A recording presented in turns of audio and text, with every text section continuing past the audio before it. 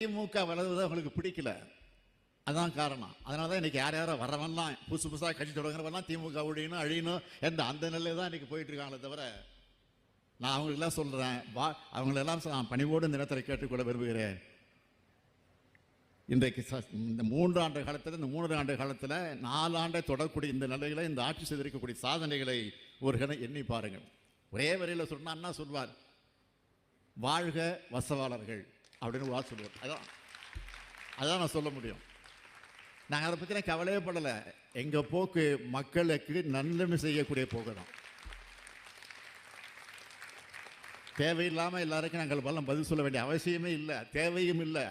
எங்கள் நேரத்தை வீணடிக்க நாங்கள் விரும்பல. மக்களுக்கு பணியாற்ற அதற்கு எங்களுக்கு நேரம் கிடைக்கல இப்போ. ஆகவே நீங்கள் எந்த நம்பிக்கையோடு எங்களை நம்பி இந்த ஆட்சியை ஒப்படைத்திருக்கிறீர்களோ அந்த நம்பிக்கையோடு உங்களுக்காக பணியாற்ற